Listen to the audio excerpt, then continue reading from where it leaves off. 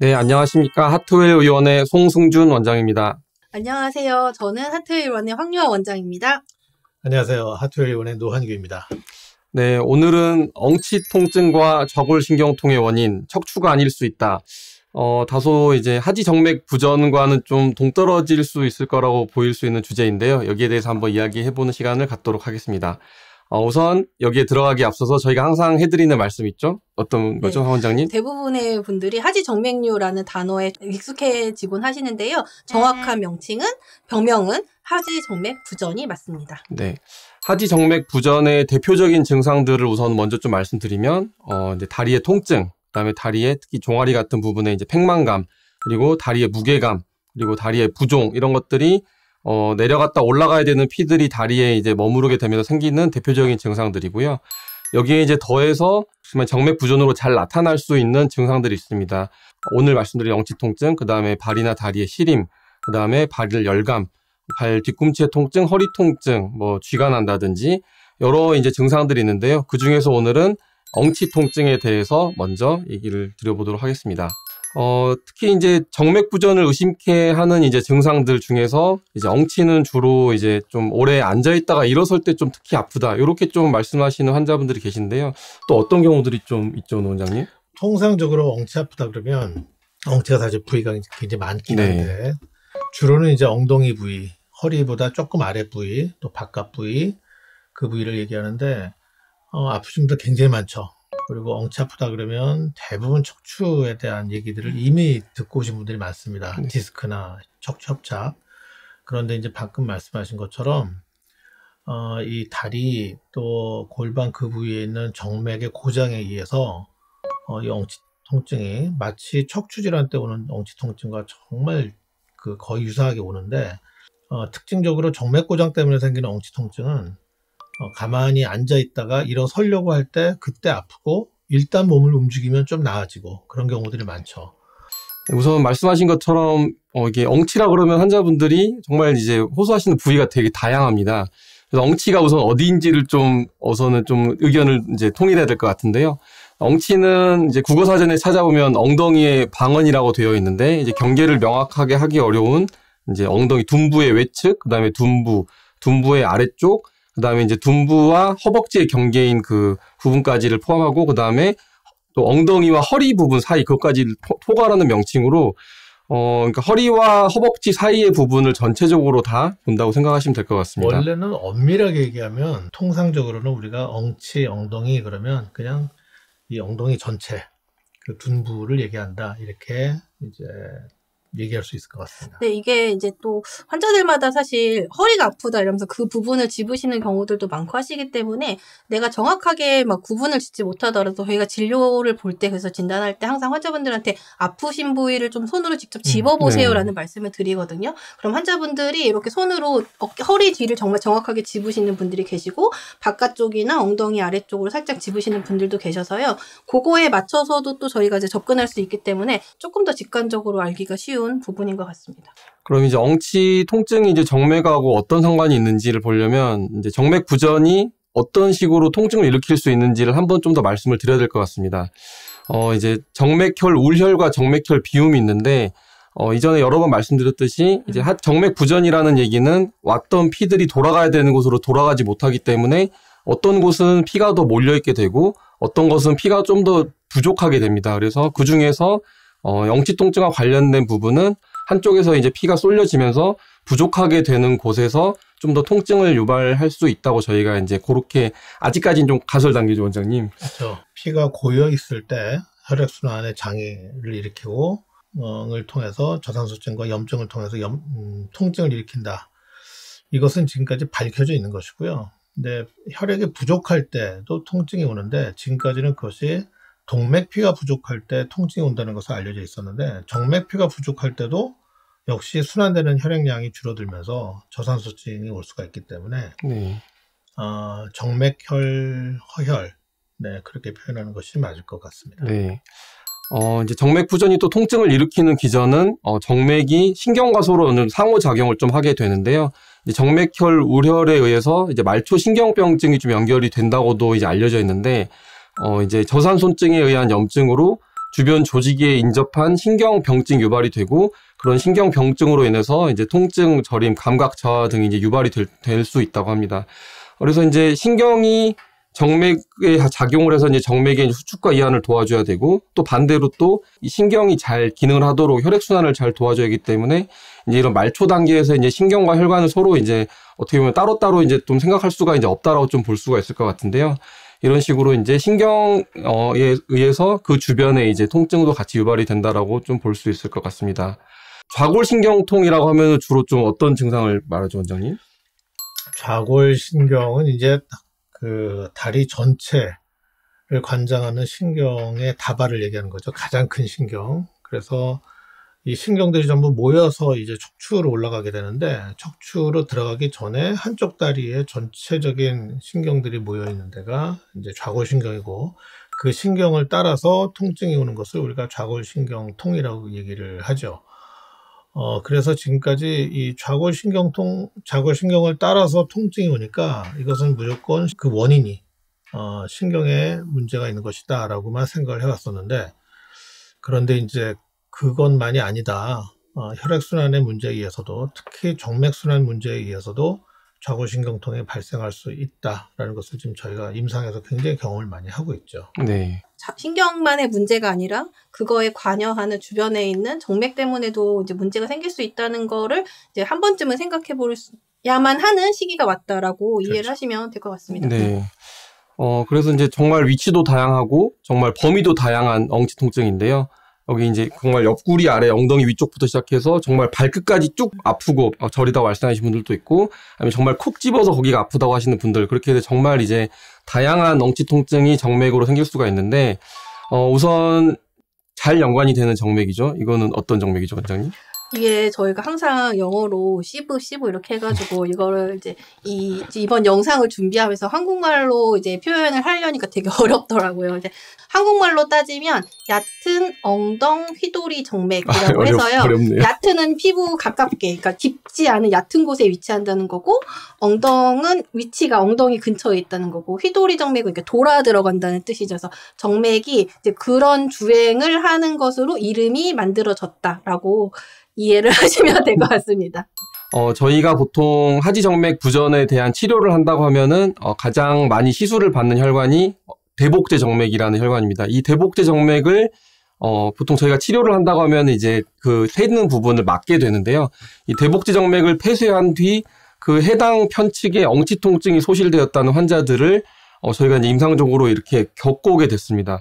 이거는 원장님이 겪어보신 거라서 제일 잘 설명해 주실 수 있을 것 같은데요. 네. 지금도 다리에 있는 정맥과 엉치 통증과는 전혀 연관이 없다, 무관하다라고 주장을 하는 선생님들 계세요.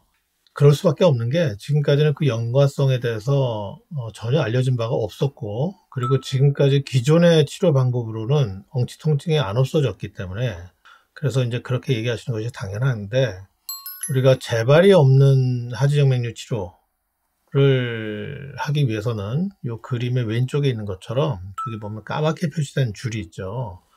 이제 영어로 GS3라고 쓴 것 옆에 까맣게 있는 줄이 있는데 저 까맣게 있는 그 혈관이 대복제 정맥인데 파란색으로 표시된 FV라고 되어 있는 저 깊은 데 있는 정맥과 만나는 그 부위까지 저 그림처럼 바짝 막아주면 근데 이게 위험하다고 교과서에서 하지 말라고 하는 방법이죠. 하지만 이렇게 하면 재발이 거의 안 됩니다. 그래서 이렇게 재발이 안 되는 치료를 하다 보니 만성적인 아주 고질적인 엉치 통증 또는 좌골신경통이 없어지는 환자들을 자꾸 만나게 된 거죠. 그러면서 나는 분명히 다리를 치료하러 왔는데 엉뚱하게 나의 고질적이었던 엉치 통증이 사라졌다고 하는 환자분들이 자꾸 늘어나면서 그러면 이게 어떤 연관성이 있을까를 고민을 하다가 그 원인 정맥을 찾게 된 거죠. 엉치 통증만 있는 환자들한테 엉치 통증을 직접적으로 유발하는 혈관들을 간단하게 주사치료를 통해서 엉치 통증에 대한 아주 효과적인 치료를 할 수 있는 그런 상황까지 오게 된 것이죠. 네. 저희가 아까 말씀드린 그 시브라고 말씀드렸던 이 얕은 엉덩 휘도리 정맥. 이름 어렵습니다. 이 정맥이 이제 GSV라는 대복제 정맥으로 함유가 되는 정맥입니다. 그래서 이 SCIV라는 정맥에 고장이 있을 때 얘가 대복제 정맥으로 피가 이렇게 더 많이 쏠려 내려오게 되고 그 엉치 부분에 있는 쪽으로 이제 피가 부족해지는 허열 증상이 생겨서 이게 그쪽에 통증을 유발한다는 거가 이제 저희의 가정이고요. 어떻게 보면 아직까지는 임상적으로는 정말 뚜렷해 보이지만 아직까지 이제 뭐 그렇게 교과서적으로 입증이 되어 있는 건 아니기 때문에 우선은 가설이라고 하겠습니다. 그래서 이 정맥으로 이제 피가 빠져나오는 것 때문에 이제 허열이 유발되고 그 주변에 허열성 통증, 그 다음에 그 주변에 있는 신경에 의한 좌골신경통 같은 증상들이 나타날 수 있다고 이제 저희는 보고 있습니다. 지금 이 그림을 보면 좀 뭐 의학의 전문가가 아닌 분들이 볼 때는 무슨 얘기를 하는 건가 이제 생각이 당연히 드실 텐데 이것이 지금 의학적으로 완전히 규명이 되지 않았음에도 불구하고 이 치료를 또 하지 않을 수 없는 것이 또 일부의 이런 관련성 없는 치료를 왜 하느냐 이런 비판에도 불구하고 치료를 할 수밖에 없는 이유가 이 간단하게 치료할 수 있는 이것으로 인해서 고통을 정말 오랫동안 또는 심하게 고통을 받는 분들이 굉장히 많다는 거죠. 제가 한 사례가 이제 기억이 나는데 그 환자분이 40대 초반의 여의사였어요.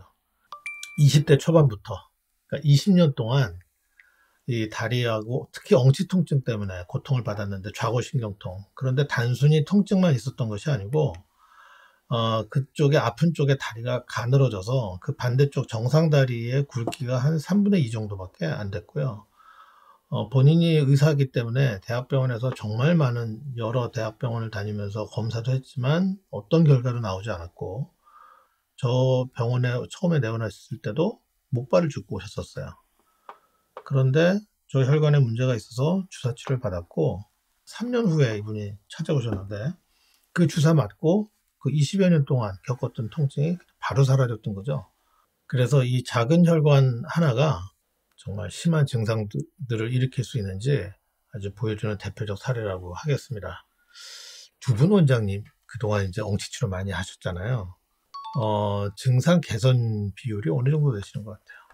저는 솔직히 지금 진료 보면서 환자분들이 엉치 통증을 호소하시면 사실 속으로 조금 한켠으로는 마음이 좀 놓이는 게 적어도 저 증상만큼은 내가 해결을 해드릴 수 있다라는 자신이 좀 있거든요. 그러니까 다른 증상들 뭐 시리고 뭐 저리고 이런 증상들은 사실 복합적인 것들도 있고 조금 시간적 지연이 있는데 엉치 통증은 정말 그 작은 그러니까 해당 혈관을 간단하게 폐쇄하는 것만으로 환자분들이 느끼는 만족도가 굉장히 높은 혈관 중에 하나고 그리고 환자가 증상이 저는 선생님 한 100% 중에 70%는 좋아졌는데 약간 남았어요라고 얘기를 해서 보면 또 여지없이 주변에 있는 남은 혈관의 역류가 체크가 되는 경우들이 있기 때문에 굉장히 솔직한 정맥 역류 부분 중에 하나다라고 조금 생각하고 있는 것 같아요.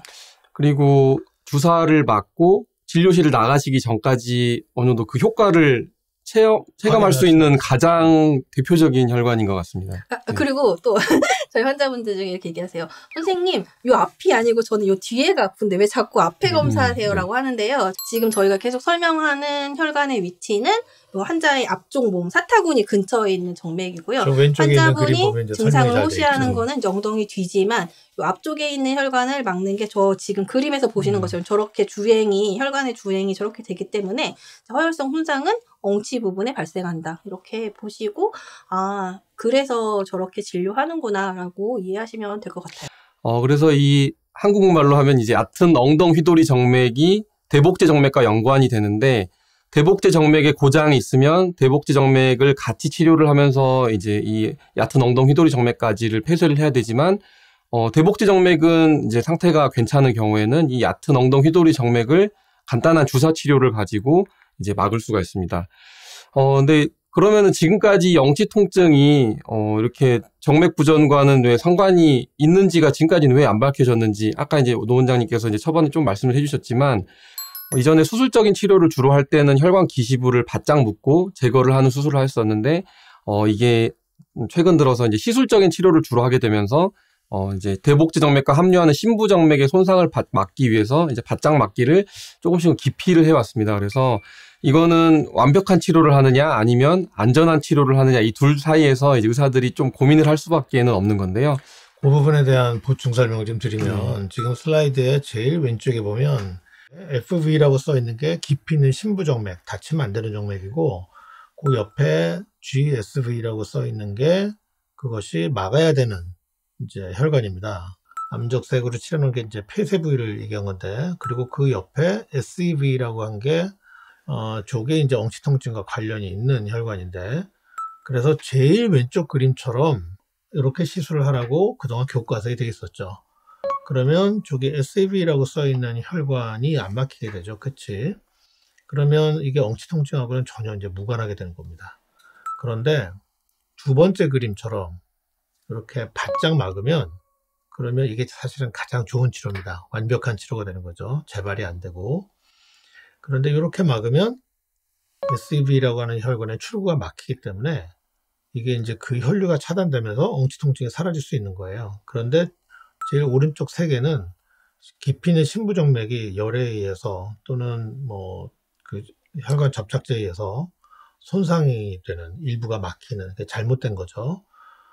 저렇게 되지 않도록 첫 번째 그림처럼 막으라고 되어 있는데, 그러다 보니 이제 엉치통증이 사라지는 거를 경험을 못하게 됐던 거죠.